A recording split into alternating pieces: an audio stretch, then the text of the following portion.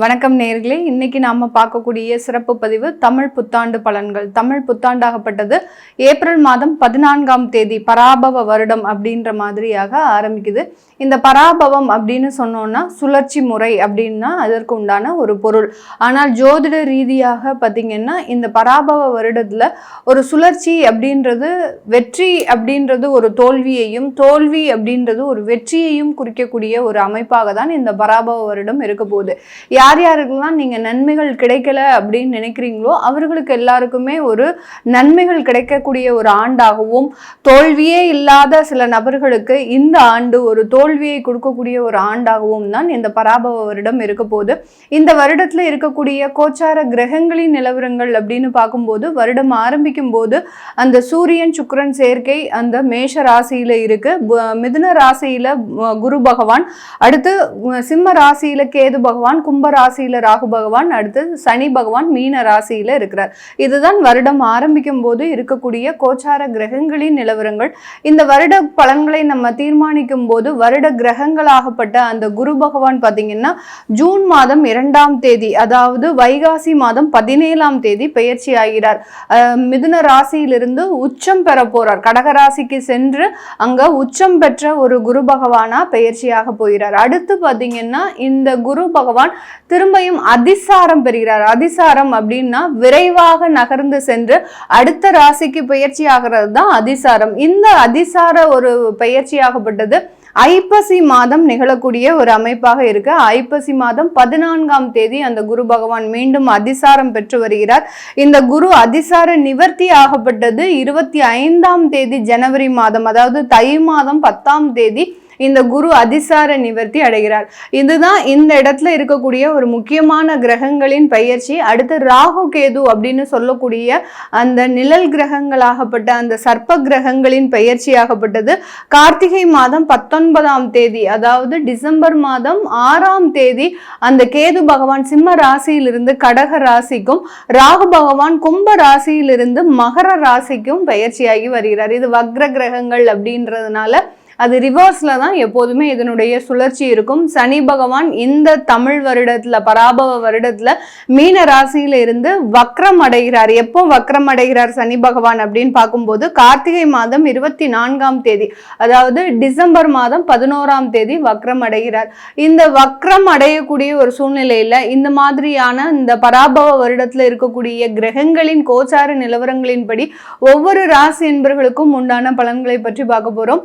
அந்த பலன்கள்ல நமக்கு என்ன மாதிரியாக இருக்கு, ஒவ்வொரு ராசிக்கும் என்னென்ன ஏற்ற இறக்கங்கள் இருக்கு, நீங்க எந்த மாதிரியாக சில விஷயங்களை மாற்றிக்கணும் அப்படின்றது தான் இந்த பதிவுல தெளிவா பார்க்க போறோம்.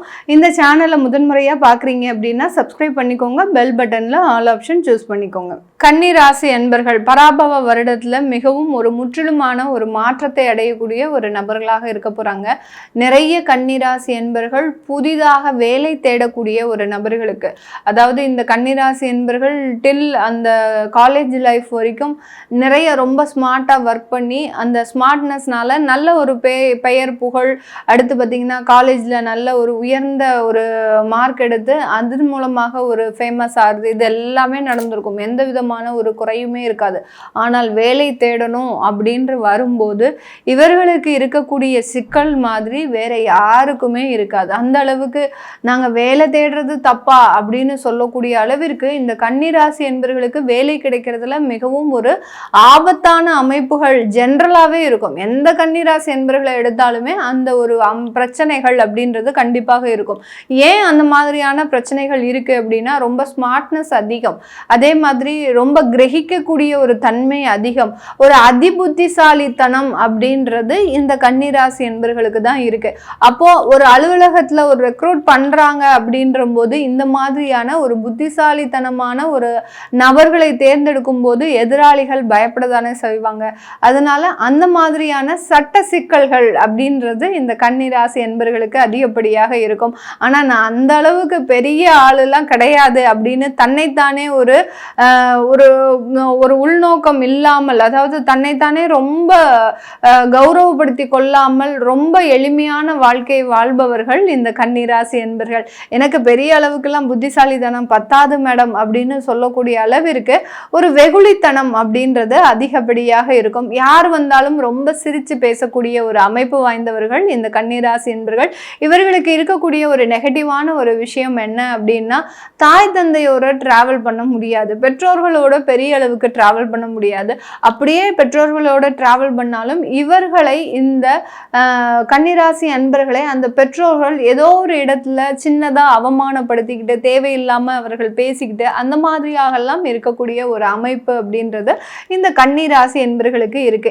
இதுக்கு எல்லாத்துக்கும் காரணம் என்ன மேடம்? கரெக்டா சொல்றீங்க, ஆனா இதுக்கு எல்லாத்துக்கும் காரணம் நாங்க தெரிஞ்சுக்க விரும்புறோம் அப்படின்னு கேட்டீங்கன்னா, காலபுருஷனுக்கு 6ஆம் இடத்துல இருக்கிறீங்க இந்த கன்னிராசி என்பர்கள். 6ஆம் இடம்ன்றது எதிரி ஸ்தானத்தை குறிக்கக்கூடிய ஒரு ஸ்தானம். அதனால ஊர் உலகத்துல இருக்கிறவங்க எல்லாருமே உங்களை கொண்டு பயப்படுவாங்க. அதனால உங்களை ஒதுக்கி வைக்கக்கூடிய ஒரு தன்மை அப்படின்றது இருக்கு. உங்களுடைய அதிபுத்திசாலித்தனம் அப்படின்றது இந்த மாதிரியான ஒரு அமைப்புகளை கொடுக்கக்கூடிய ஒரு நேரமாக இருக்கும். அதனால நிறைய கன்னிராசி என்பர்கள் வெளியூர் வெளிநாட்டுல தான் வேலை பார்ப்பாங்க. அவர்களோட குடும்பத்தோடு சேர்ந்து இருக்கக்கூடிய ஒரு தன்மை அப்படின்றது ரொம்ப கிடையாது.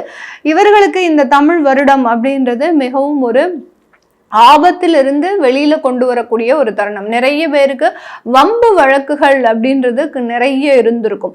அந்த வம்பு வழக்குகள் இருந்து நீண்ட கால நோய் பிரச்சனைகள் இருந்து இவர்களை நிவர்த்திக்கு கொண்டு வரக்கூடிய ஒரு ஆண்டாக இருக்க போது 7ஆம் இடத்துல இருக்கக்கூடிய அந்த கண்டக சனி கலத்திரம் சம்பந்தப்பட்ட சில தேவையில்லாத ஈகோ கிளாஷுகளை கொண்டு கொடுக்கக்கூடிய ஒரு நேரம். அதனால கொஞ்சம் விட்டு கொடுத்து போகக்கூடிய ஒரு மனப்பான்மை அப்படின்றது கண்டிப்பாக இருக்கணும். நாங்க ஜென்ரலாவே அப்படிதான் இருக்கிறோம், விட்டு கொடுத்து போகக்கூடிய ஒரு அமைப்புல தான் இருக்கணும். இன்னும் என்ன நாங்க டவுன் டு எர்த்தா போகிறது அப்படின்னா, கொஞ்சம் ஒரு 1.5 வருஷத்துக்கு யார் என்ன சொன்னாலும் சரி சரின்னு அப்படின்னு போய்கிட்டே இருங்க.